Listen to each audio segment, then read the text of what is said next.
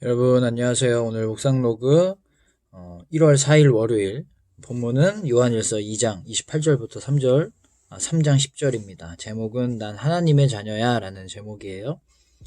본문 꼭 읽어보고 같이 묵상 나눴으면 좋겠습니다. 여러분 예전에 제가 이런 생각한 적이 있어요. 여러분 추성훈 다 알죠? 추성훈이 우리 형이면 좋겠다 라는 이런 철없는 생각을 한 적이 있어요. 추성훈이 형이면 다 알죠? 격투기 선수인 거. 무서울 게 없을 것 같은 거예요. 추성훈 동생인데 누가 건들겠어요? 제가 누나들만 있는데 형 갖고 싶다는 생각을 한 번도 한 적이 없거든요. 근데 추성훈 보고 형이면 참 좋겠다 라는 생각을 해봤어요. 여러분 만수르 알죠? 사우디아라비아의 왕자, 부자의 대명사잖아요. 만수르 가사도우미도 연봉이 몇 억 된대요. 이런 말 하는 사람들도 봤어요. 만수르의 양자가 되고 싶다. 만수르의 자녀가 되면 돈 많이 줄 것 같으니까 양자가 되고 싶다는 거예요.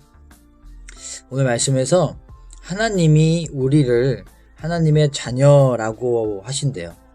우리는 원래 죄가 많은 죄의 자녀였어요. 죄로 인해서 멸망받을 수밖에 없고 구원받을 수 없는 죄의 자녀였는데 하나님이 우리를 자녀 삼아 주셔서 죄를 유산으로 받는 게 아니라 하나님의 은혜를 유산으로 받고 하나님의 사랑을 유산처럼 받는 사람들이 되게 하셨대요.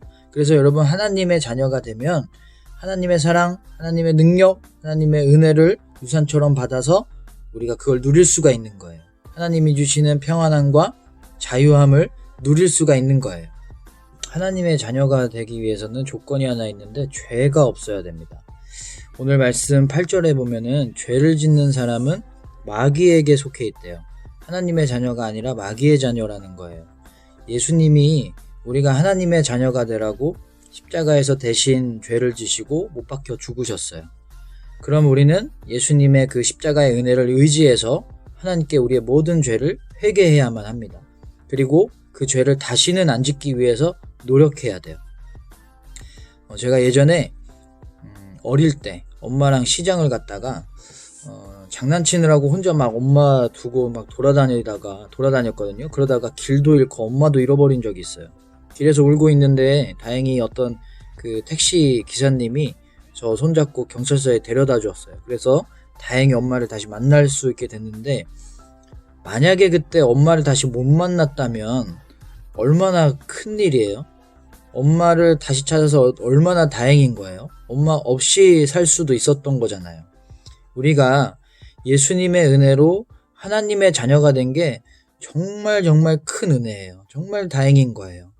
저는 그 다음부터 밖에 나가면 엄마 옆에 꼭 붙어 있고요. 엄마 말도 잘 들으려고 합니다.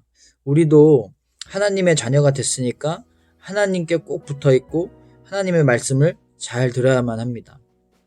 여러분 우리의 진짜 정체성, 우리의 진짜 본캐는 누구누구의 아들, 누구누구의 딸 하기 이전에 누구의 친구 이런 거 이전에 어느 학교의 학생 이거 이전에 하나님의 자녀입니다.